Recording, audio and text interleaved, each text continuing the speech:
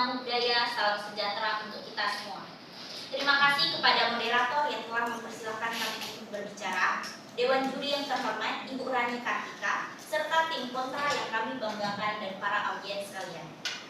Sebelumnya, izinkanlah kami untuk memperkenalkan diri terlebih dahulu. Saya Molina Rizky Cahyani selaku pembicara pertama, di mana tugas saya sebagai mendefinisikan mosi yang telah diperdebatkan hari ini. Ada rekan saya selanjutnya, Christopher Silagan, sebagai pembicara kedua, menanggapi pernyataan dari tim kontra serta menguatkan kembali argumentasi dari kelompok kami. Dan ada rekan saya selanjutnya, Marisa, sebagai pembicara ketiga yang akan menanggapi kembali pernyataan tim kontra dan akan memberikan kesimpulan pada akhir debat. Mosi debat kita hari ini adalah tindakan seorang pemilik swalayan atas obat batuk yang ia jual tersebut mengandung zat berbahaya bagi tubuh dan menyebabkan anak dari Nyonya Ratmi keracunan dan terbaring di rumah sakit. Sehingga Bu Ratmi melaporkan kasus ini atas tindakan pidana dan meminta ganti rugi kepada Bapak Antoni. Dewan Juri yang terhormat, kami selaku tim pro menyatakan secara tegas, lugas, dan penuh keyakinan sangat mendukung penuh mosi atas tindakan swalayan yang merugikan Nyonya Ratmi dengan argumentasi yang akan kami paparkan. Terima kasih. Assalamualaikum warahmatullahi wabarakatuh. Waalaikumsalam warahmatullahi wabarakatuh. Shalom, Om Swastiastu, Namo Buddhaya, salam kebajikan bagi kita semua. Dewan Juri yang terhormat, rekan-rekan saya dari tim pro dan juga teman-teman yang ikut berkontribusi dalam debat pada pagi hari ini. Perkenalkan, saya Suci Nilan Nur Syahya, selaku pembicara pertama dari tim kontra yang akan menyampaikan poin-poin penting secara garis besar mengapa kami menolak mosi perdebatan pada pagi hari ini. Dan juga rekan saya Gibran sebagai pembicara kedua yang akan menyampaikan argumen dari tim kami dan menjaga argumen dari tim lawan. Dan juga pembicara ketiga, dia sebagai pembicara ketiga akan menyampaikan argumen dari tim kami dan akan menyampaikan closing statement untuk debat pada pagi hari ini. Dan juga rekan-rekan saya yang akan ikut berkontribusi dalam debat pada pagi hari ini. Dewan Juri yang terhormat, kami selaku tim kontra menyatakan dengan tegas bahwasanya kami menolak mosi perdebatan pada pagi hari ini dikarenakan kami nyatakan bahwa Tuan Antoni tidak bersalah dalam hal ini dikarenakan beberapa poin penting, yaitu satu, peran Tuan Antoni hanya sebagai pemilik swalayan, bukan produsen obat tersebut. Kedua, swalayan yang Tuan Antoni kelola sudah patuh terhadap standar dan peraturan. Yang ketiga, tuntutan ganti rugi kepada Tuan Antoni sangatlah tidak wajar, tidak adil, dan juga tidak proporsional. Yang ketiga, sudah tercantum peringatan dan informasi pada produk obat tersebut. Yang kelima, tidak ada bukti yang cukup kuat untuk menyalahkan Tuan Antoni dalam hal ini. Terima kasih. Pemilik usaha bertanggung jawab atas dampak dari barang atau jasa yang dijualnya, sekalipun ia bukan membuatnya langsung. Assalamualaikum, Shalom, Om Swastiastu, Namo Buddhaya, salam kebajikan buat kita semua. Terima kasih kepada Ibu Rani Kartika Sari selaku moderator pada perdebatan di pagi hari ini yang telah mempersilahkan saya untuk berbicara, serta rekan dari tim kontra yang kami hormati dan para teman-teman kami sebangsa dan setanah air sekalian. Perkenalkan, saya Christopher Silagan selaku pembicara kedua tim pro akan melanjutkan membangun argumentasi yang sebelumnya sudah dipaparkan oleh pembicara satu dari tim kontra.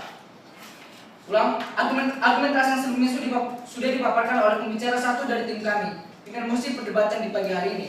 Namun sebelum memasuki membangun argumentasi, izinkan saya menyampaikan bidasar atau argumentasi yang sebelumnya sudah disampaikan oleh tim kontra. Yang pertama,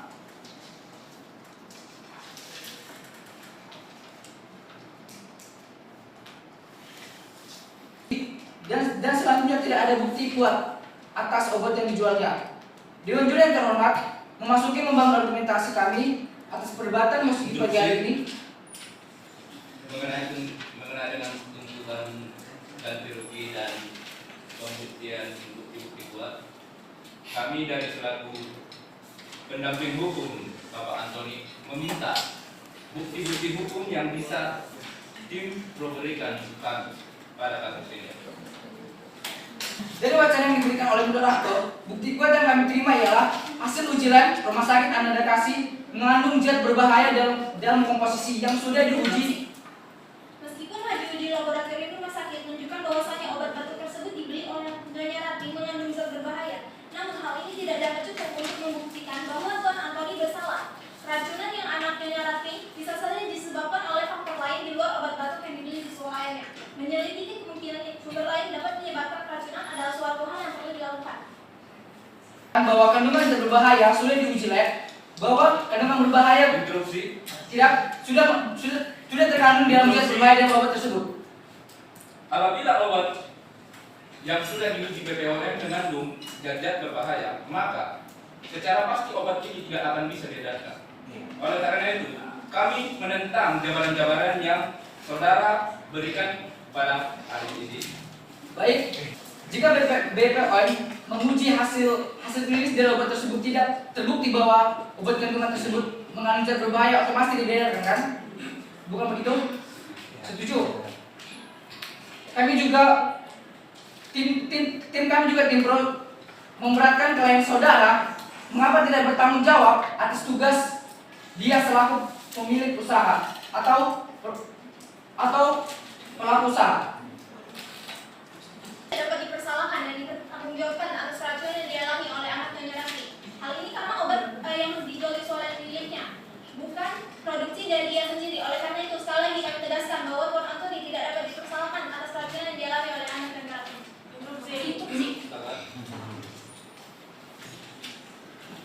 Apakah Antoni memiliki kebijakan tertulis atau pedoman internal terkait kualitas produk dan tanggapan terhadap produk berbahaya? Dari mana Antoni memperoleh persediaan obat batuk yang dijual di swalayan tersebut? Terima kasih. Ya, izin menjawab. Contoh sederhana dari pengedaran obat adalah ketika pabrik menciptakan sebuah produk obat, maka terlebih dahulu mereka meminta perizinan dari pemerintah yang dimana di situ yang menjadi bagian dari BPOM. Nah, apabila BPOM menyetujui dan sepakat bahwa kandungan-kandungan yang terkandung di dalam obat itu tidak mengandung zat-zat beracun, maka obat itu bisa diedarkan.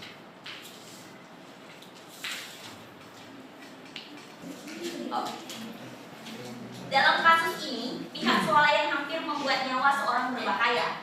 Walaupun memang bukan yang memproduksi obat tersebut, tetapi Bapak Antoni ini berperan besar karena dia yang memiliki swalayan tersebut.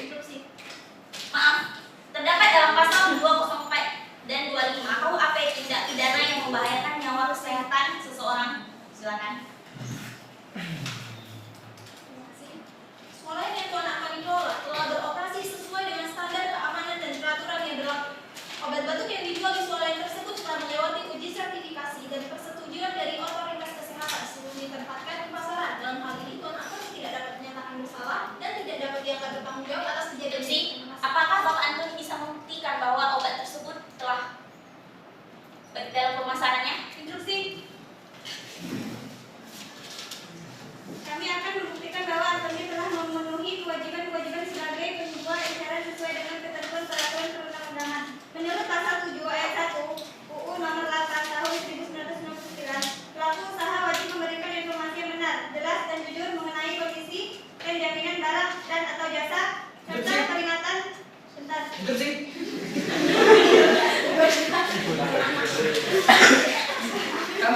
Kami ingin menangkap pernyataan saudara yang menyatakan bahwa Pak Antoni sudah sepenuhnya bertanggung jawab atas kasus ini. Di dalam pasal 7 Undang-Undang Perlindungan Konsumen nomor 8 tahun 1999 ada beberapa poin yang memberatkan bahwa Pak Antoni tidak bertanggung jawab atas sikapnya. Yang pertama, tidak memberikan informasi benar, jelas dan jujur mengenai kondisi dan jaminan barang dan atau jasa serta memberi penjelasan tidak. Yang kedua, menjamin mutu barang atau jasa tidak. Ketiga, memberi kesempatan kepada konsumen. Instruksi kami sebanyak 3 kali. Tidak hanya baru 2 kali. Berdasarkan Undang-Undang Perlindungan Konsumen yang menetapkan bahwa penjual tidak selalu bertanggung jawab atas cacat atau bahaya pada produk, terutama jika ia membuktikan bahwa ia tidak mengetahui atau seharusnya tidak tahu tentang pencatatan tersebut. Dikarenakan bukan dialah yang memproduksi obat tersebut. Terima kasih. Tertulis pada pasal 8 undang-undang tersebut menjelaskan bahwa produsen, distributor, dan penjual bertanggung jawab atas keamanan produk yang dijual kepada konsumen. Sebelum saudara-saudara memikirkan dan meminta tentang kewajiban dari kami sebagai pendamping hukum dari Bapak Antoni, seharusnya kalian mempertanyakan juga apakah Nyonya Risma sudah memberi apakah negara ini sudah memberikan informasi yang memadai agar Bapak Anto bisa memberikan obat-obat seperti yang diinginkan oleh saudara Nyonya Rikma? Oleh pihak swalayan. Maka itu dia memberikan bentar dong. Memberikan jawaban-jawaban mengenai apa saja yang mengakibatkan bahwa pada kasus ini yang dirugikan adalah Nyonya Rikma.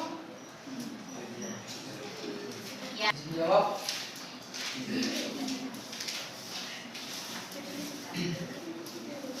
Izin menjawab. Dalam hal ini keracunan anak menyerat didapat dianggap sebagai bukti bahwa obat tersebut tidak memenuhi standar yang dijanjikan yang mengakibatkan. Silakan. Menurut Undang-Undang Nomor 32 Tahun 1997 tentang Perdagangan, sebagai penjual Tuan Antoni tidak menjual produk. Sebagai penjual Tuan Antoni menjual produk sesuai dengan standar yang berlaku dan tidak dapat dianggap bertanggung jawab atas cacat produk yang mungkin berasal dari produsen. Sejak tadi Tipro terus-menerus menyalahkan Tuan Antoni. Tetapi apakah dapat dibuktikan bahwasanya obat-obat tersebut telah dibeli dan digunakan Nyonya Ratmi dengan cara yang sesuai dengan petunjuk penggunaan atau dosis yang disarankan? Karena hal tersebut juga dapat menjadi penyebab keracunan yang dialami anak Nyonya Ratmi. Dia hanya menuntut tetapi diri sendirilah yang ternyata lalai atas kewajibannya sebagai konsumen. Terima kasih. Interupsi. Jika Anda meminta data kepada kami, apakah bisa kami minta pada Anda secara transparan? Kalau memang obat batuk yang swalayan tersebut jual tidak mengandung racun, silakan. Sudah jelas tadi kamu katakan bahwa segala obat yang diedarkan di dalam masyarakat itu harus memiliki verifikasi standar BPOM. Nah, seperti yang kita tahu bahwa BPOM telah mengatur segala sesuatu yang dibutuhkan dalam pengedaran obat-obatan, sehingga apabila obat-obatan yang dijual oleh Bapak Antoni mengandung zat-zat beracun, maka secara harfiah kita bisa menyalahkan BPOM-nya karena telah gagal dalam menjalankan institusinya sebagai lembaga pemerintah.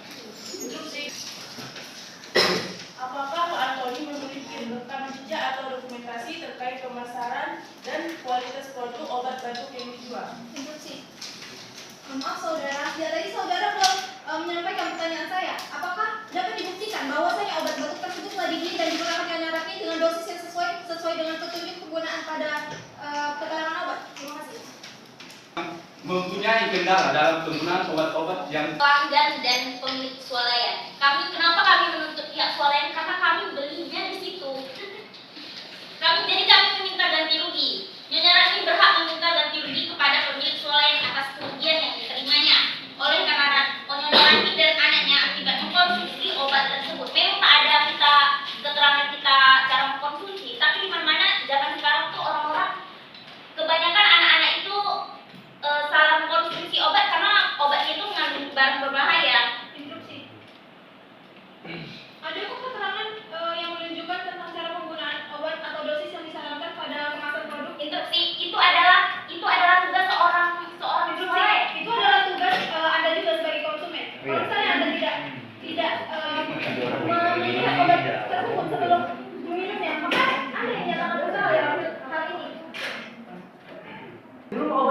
Sebelum obat sampai ke tangan konsumen, yang menjadi tanggung jawab untuk memberikan informasi benar itu adalah pihak pelaku usaha. saya tidak setuju dengan pendapat yang telah diberikan oleh saudara dokter, yang mana sebelum obat itu disampaikan kepada tangan konsumen, yang bertanggung jawab atas obat-obat itu adalah penjual. Dalam penyimpanan dan penjagaan memang betul pemilik toko itu harus bertanggung jawab tentang obat yang diedarkan. Tapi apabila untuk bahkan cara-cara pemakaian saja, si penjual toko harus menjelaskan kepada konsumennya, padahal di setiap obat-obatan yang beredar bisa kita lihat cara penggunaannya dalam kemasannya. Oleh karena itu, kami mengaku tidak setuju dengan mosi pada hari ini. Dan setujuinya, padahal dalam pasal itu sudah tertera bahwa kewajiban usaha memberikan informasi yang jelas dan jujur mengenai posisi dan jaminan barang tersebut. Tuntutan ganti rugi yang diajukan oleh Nyonya Ratmi sangatlah tidak wajar karena sekali lagi kami tegaskan bahwa Tuan Antoni tidak bersalah dalam hal ini dan seharusnya ia tidak bertanggung jawab atas hal yang Instruksi, maaf saudara, terdapat dalam Undang-Undang Perlindungan Konsumen Nomor 8 Tahun 1999 Pasal 4 Ayat 8. Hak konsumen itu ada pada pasal tersebut. Instruksi. Berdasarkan Undang-Undang Perlindungan Konsumen juga yang menyatakan bahwa penjual tidak selalu bertanggung jawab atas cacat produk yang mungkin berasal dari produsen. Dan ia, terutama jika ia tidak memastikan bahwa ia tidak mengetahui dan saksi tidak tahu tentang catatan tersebut. Bahwa obat yang mengandung zat berbahaya dilarang untuk diperjualkan secara bebas. Maaf. Tentang kesehatan, di mana Tuan Antoni bisa menunjukkan bahwa ia telah mematuhi peraturan kesehatan yang berlaku dalam menjual obat-obatan di sekolahnya, seperti memperoleh izin edar dari Badan Obat dan Instruksi, apakah Bapak Antoni bisa membuktikan bahwa ada surat izin dari edar tersebut?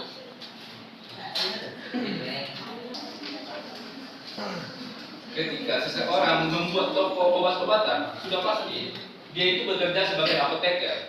Nah, ketika seseorang berprofesi sebagai apoteker, dia harus meminta sertifikasi dulu dari pihak-pihak yang membutuhkan agar bisa mengedarkan obat-obatan. Sehingga kami menganggap bahwa Bapak Antoni telah memiliki surat edaran dalam penjual belian obat-obatan. Ya, instruksi memang benar. Mungkin ada ya sertifikatnya.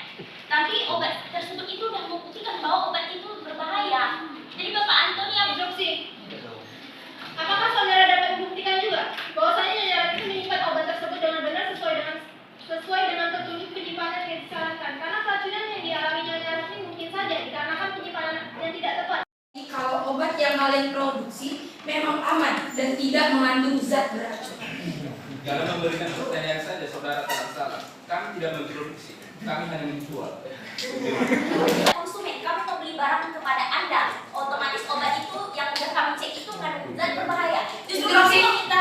Izin menjawab. Saudara sebagai Tipro hanya berpandangan pada hak-hak yang dimiliki oleh Nyonya Ratni tanpa melihat saudara mengesampingkan akan kewajiban-kewajiban yang harus dilakukan oleh Nyonya Ratni. Nyonya Ratni membeli obat kepada kami. Nyonya Ratni membeli obat kepada Bapak Antoni. Tentu saja Bapak Antoni harus memberikan obat seperti yang Nyonya Ratni inginkan. Nyonya Ratni tidak menjelaskan secara rinci bagaimana keadaan dari anak Nyonya Ratni. Mungkin saja anak Nyonya Ratni mengidap penyakit lain yang berpotensi untuk membuat efek samping dari obat. Instruksi, maaf saudara, ini bukan masalah salahnya dari penyakit dari anaknya tersebut, tetapi obat itu sudah membuktikan bahwa obatnya itu mengandung zat berbahaya. Otomatis dalam obat tersebut itu salah dari obatnya dan Anda bisa sebagai Hasil uji laboratorium rumah sakit, meskipun ia menunjukkan bahwa mengandung zat berbahaya di dalam uji laboratorium tersebut, tetapi hal itu tidak dapat dijadikan bukti yang cukup kuat untuk menjadikan Tuan Antoni bersalah, karena mungkin saja kemungkinan lain yang dapat menyebabkan keracunan pada anak Nyonya Ratni, dan kemungkinan itulah yang akan saya tanyakan kepada Instruksi. saudara. Tetapi di situ udah tertera jelas bahwa anak tersebut apa tadi kasusnya? Bahwa anak tersebut itu kritis gara-gara obatnya yang mengandung zat berbahaya. Racun di dalamnya. Tetapi apabila dipergunakan sesuai dengan komposisi dan porsi yang pas, obat itu tidak akan memberikan efek samping. Nah, dari situ bisa kita lihat bahwa Nyonya Rikma telah memberikan dosis-dosis berlebihan kepada anaknya sehingga terjadi efek samping. Instruksi. Apakah Anda tahu bahwa anak Nyonya Rikma memakai obat terlalu berlebihan? Instruksi. Nyonya Rikma memiliki tanggung jawab untuk memastikan keamanan produk yang dibelinya untuk keluarganya. Ia seharusnya memeriksa produk untuk melihat adanya peringatan atau berkonsultasi dengan profesional kesehatan sebelum memberikan produk tersebut kepada anaknya. Terima kasih. Tadi saudara tim kontra menyatakan bahwa jika Nyonya Ratni bertanggung jawab atas bisa diulangi? Diulangi. Ya. Nyonya Ratni memiliki tanggung jawab untuk memastikan keamanan keamanan produk yang dibelinya untuk keluarganya. Ya benar, interupsi. Tadi saudara menyampaikan bahwa Nyonya Ratni harus bertanggung jawab untuk memastikan keselamatan obat tersebutnya Kekeluarganya. ke keluarganya. Jika nyonya Ratmi sudah membuktikan dan bertanggung jawab sudah membuktikan keselamatan atas obat yang dibelinya, jika obat tersebut mengandung zat berbahaya yang sudah terbukti, apakah pihak Pak Antoni bersedia untuk menanggung sanksi tersebut? Yang bersalah tidak berhak untuk diadili dan tidak dapat disalahkan. Interupsi. Tadi saya meminta bukti kalau obat yang kalian jual memang aman, tidak mengandung zat racun.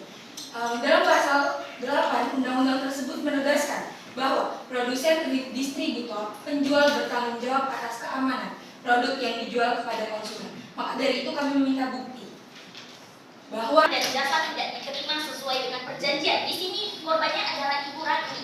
Dia itu mengkonsumsi barang itu tidak sesuai dengan perjanjian yang Anda jual. Nah, dalam pasal 105 ayat 1 Undang-Undang Kesehatan menyatakan bahwa obat yang mengandung zat berbahaya dilarang untuk dijual. Interupsi.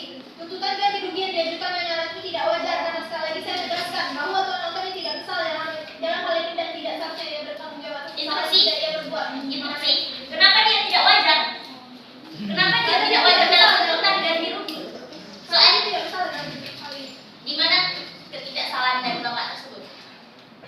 Jika saudara menyimak dari omongan saya dari tadi, saya menegaskan terus-menerus bahwa Tuan Antoni di sini ada berperan sebagai Maaf saudara, tapi Bapak Antoni juga berperan besar karena dia memiliki swalayan tersebut. yang memiliki suaranya, tapi dia bukan produsen dari obat tersebut dan tidak seharusnya ia bertanggung jawab atas. Tetapi di sini sudah menjelaskan bahwa yang pemilik swalayan itu berperan besar terhadap konsumen. Interupsi. Izinkan kami untuk membacakan jabaran-jabaran pembelaan terhadap Bapak Antoni dulu karena waktu kita sudah mau habis.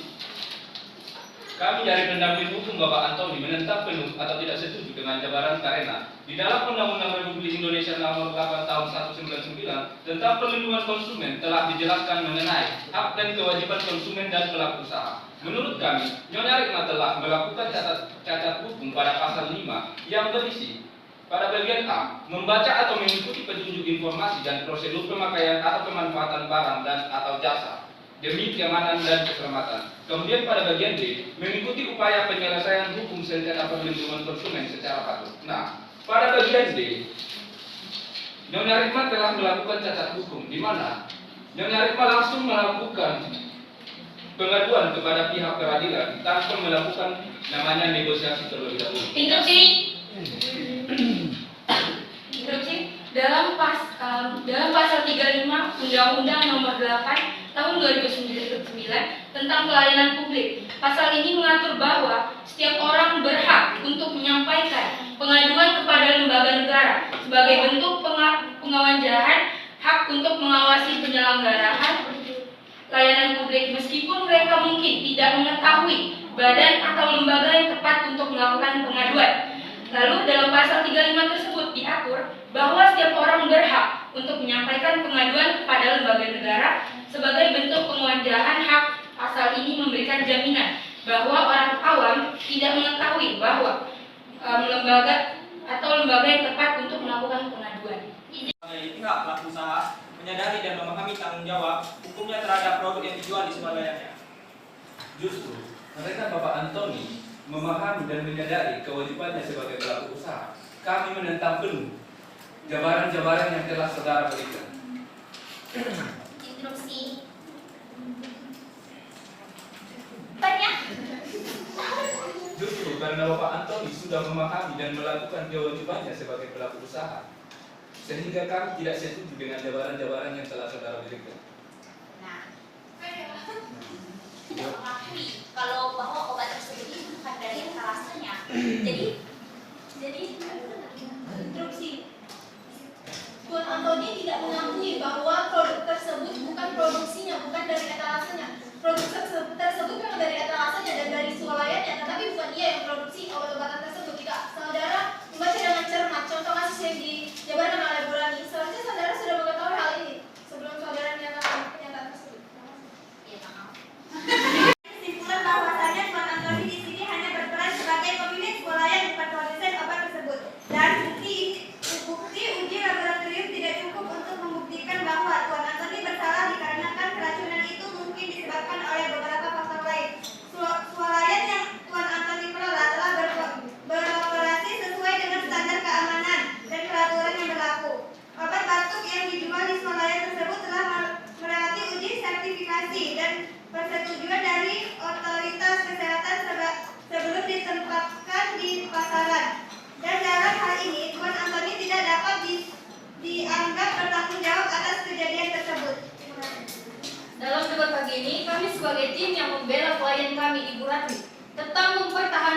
Ratmi tidak bersalah dan menuntut pihak kontrak karena Pak Antoni telah melanggar Undang-Undang Pasal 204 dan 205 ayat 1 yang dimana isinya barang siapa yang karena kesalahannya atau kealpaannya menyebabkan barang-barang yang berbahaya bagi nyawa atau kesehatan orang dijual, diserahkan atau dibagi-bagikan tanpa diketahui sifat berbahayanya, pidana penjara paling lama 9 bulan atau pidana kurungan penjara selama 6 bulan. Terima kasih.